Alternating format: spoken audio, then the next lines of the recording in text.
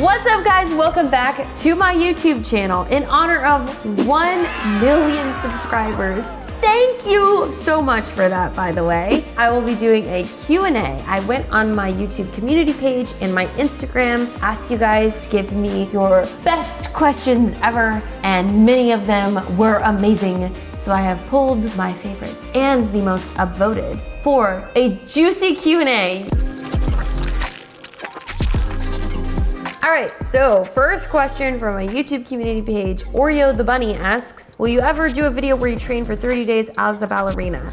I have been trying to do this video for months now, actually, and reached out to a ton of ballet companies in Los Angeles. Didn't get really far though, because a lot of them were preparing for the Nutcracker. So I'm hopeful that that will be the first challenge accepted video I take on in January of next year. In the meantime though, I have a couple pretty nuts challenge accepted videos, including a brand new fitness series coming out in December, so stay tuned. Also, if you live in the LA area and know any ballet people who may be interested in doing this video with me, please comment below because I am desperate to make this video happen. A question from Instagram. Hello, my name is Larissa. I'm curious on if you have another job outside of YouTube for income. I know the production value in your videos is astounding.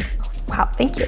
As they turn out beautifully. Plus you have a whole team, so I'm just curious on how you make this all happen. So proud of you. You deserve everything you get and every subscriber you have. Well, thank you, Larissa. To give you guys full transparency, yes, I self-fund everything that occurs on the channel, including my team, entirely out of income from my YouTube channel, which is a combination of AdSense and brand deals, which I'm sure a lot of you guys have seen on other YouTube channels, including mine. In fact, thank you so much to Function of Beauty for partnering with me on this video. Function of Beauty creates custom shampoo and conditioner for your hair type and hair goals. Every bottle is individually formulated for you. You just have to fill out this 2-minute quiz outlining your hair type, hair goals, choose your color and fragrance, and the products are 100% vegan and cruelty-free, as well as free of parabens, sulfates, GMOs, or toxins.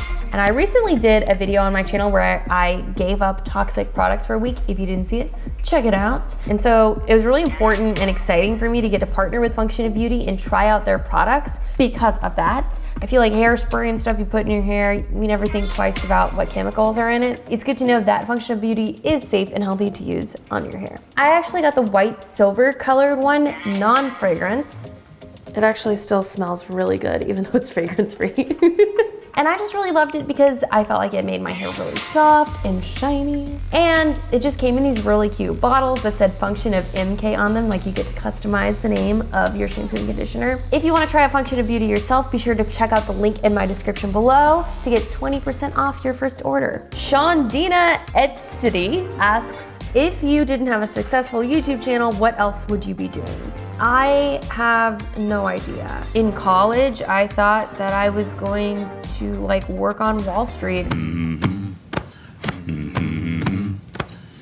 And it's interesting how my perception in college about success is completely different than it is now. And I have always known since I was very young that I wanted to move to LA and pursue this dream, and I was just kind of avoiding doing it. So now it's difficult for me to imagine any other timeline because I feel like I'm living in the best one ever. And that's a pretty awesome and lucky thing to get to say. If my YouTube channel were ripped out from under the rug from me, I would be very upset. No, God, please, no, no! But if that happened, I think I would pursue traditional media even harder, going further into acting and trying to sell a TV show or get on one. But if I wasn't in entertainment at all, I probably would be working at a tech company. I actually interned at Google when I was in college, and it's funny how I was an intern there and now I am a YouTuber. So I would probably be working at some sort of social media tech company like that. Abby asks, what was the hardest video to make? Not just physically. There are 2 videos that were the hardest for me to make. The first one is the video where I trained like Marvel's Punisher for a month. That was physically incredibly challenging because I did Marine training for that, and it really broke me down mentally. It was very difficult for me to watch the footage. I couldn't even edit that video because it was so triggering for me. I had to have someone else edit it. It was also a difficult video to make because our fight scene for that video was surrounding guns. The Punisher character, because he's ex-military, is very proficient at gun use. And so of course, to honor the character, we wanted to have a gunfight in our fight scene. And it was a difficult time to make a video like that because the Vegas shooting had just happened. I actually had to go through a lot of personal questioning on whether or not it was okay at all to show guns on my YouTube channel in any capacity, especially right after that shooting. It really forced us to look at the script and examine how we were portraying guns. So we made sure in the script that my gun use was entirely instigated for self-defense and to protect someone else and get us out of a harmful situation. We made it a big point in the first portion of the video for us to focus on gun safety. Evelyn Davalos asks, how does it feel joining the Million Subs Club? Oh my God. Like every time I go to my YouTube page, I'm like shocked that there's the #1 at the front. It was a really exciting thing. I am different from other people who have left BuzzFeed. Some of them have found immediate success. And for me, it's only been a year, so I feel really lucky that I hit 1 million in like basically a year and a half. But it still was a long journey with a lot of ups and downs and a very humbling process as well. So I feel really excited about it because it feels way more satisfying because of how hard I had to work. I'm not a vlogger, you know, I don't just do daily videos. I don't have consistent view count all the time, which is something I've never really talked to you guys about, but those are things I think about and look at. I know you notice them too. And also choosing to do really difficult and in-depth content like I do is expensive and time consuming. And so I think back over the past year and a half at all the times I was like working my ass off in the gym, trying to coordinate a fight scene. I think about how hard I worked for all those smaller milestones. And that is what I think of when I think of 1 million subs. I think really critically about how many people that is who believe in me. Therefore, I want to keep elevating my content and making it better and better and challenging the status quo in that way. I think at the beginning of my channel, I was just constantly focused on, I need to hit 1 million subs, I need to hit 1 million subs, I need to have a higher view count. And there came a point when I just had to let go of that and focus on just making good stuff. Right now, 1 million subs, 2 million subs, whatever, everyone's like, what's your next milestone? I'm like, I just want to keep making good shit, and I want to make every video fucking awesome. Okay, now a question from Instagram from Sriracha. Congrats, Desi Sisters Unite. Yay. Here's my question. What moments in your life led you to going into the entertainment industry? Was your family supportive or did you have to convince them? So I think there were a lot of things that led me to being a YouTuber. I always knew growing up that I wanted to move to LA and work in entertainment, but my path was a little bit different from like an average YouTuber who puts a video online and it goes viral and then they have a career. I worked a ton of internships in other industries.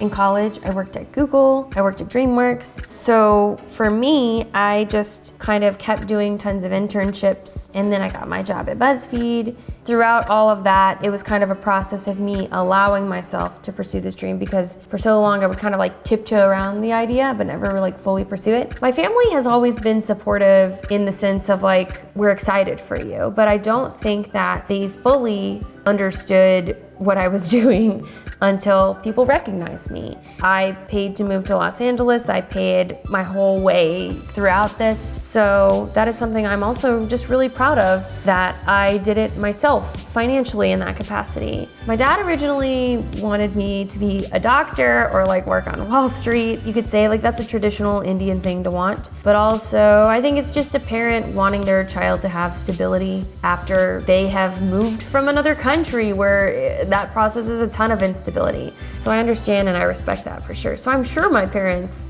were nervous when I was like, I want to do YouTube, but now they get it, I think, hopefully. Another question from Instagram from Natalie Volmer. I have a good question. Okay. What is something you don't think you will ever do on your channel? It can be a challenge or just a limit to what you'll show in your life on YouTube. Ooh. This is a really good question. I actually thought about this for a while. So there are some like obvious things, like I'm not gonna blow anything up like Jake Paul or anything.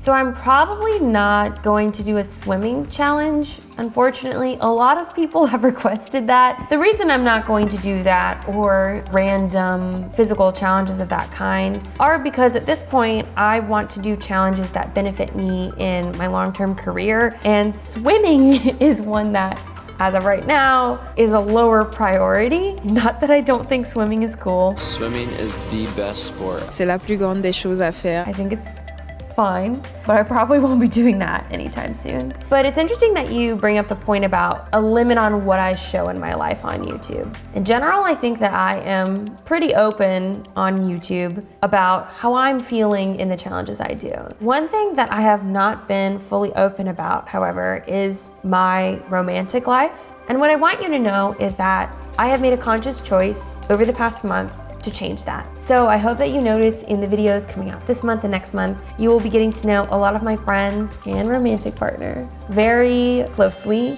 And I have really enjoyed sharing the channel with them in this capacity. And I hope that you enjoy getting to know them too. Emma King's question. Congratulations, Michelle. You deserve it so much. Are you and Garrett dating now? I sure hope so. Yes. Garrett and I have known each other for 3 years now, and he has worked with me on my channel in a very intimate capacity for about the past year and a half. And he has been the most supportive person in my life towards hitting the 1 million subscribers goal. He directed all of my MK Ultra fight scenes. He has been heavily involved in all of the videos that you guys love, especially the big ones like the pageant series or my Victoria's Secret video. A lot of people have thought we've been dating or have wanted us to be together. And it wasn't until about 2 months ago that we both kind of came to that same realization. The past 2 months have been some of the most amazing days of my life with Garrett, and I hope that you notice it on the channel too. Like, I feel like people are noticing that I'm a lot happier and more open in my videos. I'm really thankful to him for that. Getting to share the channel with someone that I love is something I've wanted for a really long time, and I'm really glad it's with him. Now don't get it twisted, we're not about to do some gross, every video is girlfriend, boyfriend challenge thing.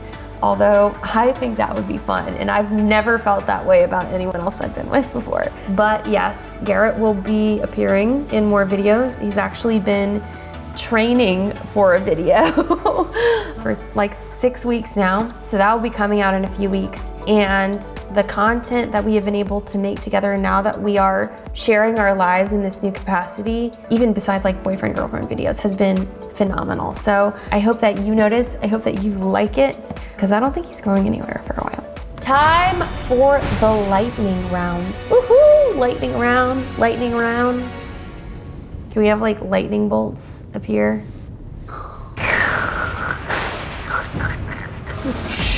Rain, okay. All right, lightning round of questions. Would you ever like to do a collab with Sophia and Shane Dawson? Yes, obviously, who wouldn't? Juju asks, DC or Marvel? Marvel. Did anyone else see Justice League? Speaking of, Leslie asks, what game or movie universe would you most like to live in? Marvel. 100%. Brianna asks, congratulations, you worked really hard for this. What is your favorite quote? My favorite quote is, everything you want is on the other side of fear. And that concludes today's Q&A. If you enjoyed this video, please give it a thumbs up, comment below with what you want to see next, and as always, subscribe so you can join the Millionaire Club family, Team MK. Is that our... You know what, guys? It's time for us to have a subscriber fan base name. If you have any ideas on what that should be, please comment below. Thank you so much to Function of Beauty for partnering with me on this video. Again, if you want to check them out and get 20% off your first order, be sure to check out the link below. Have a great day. Bye.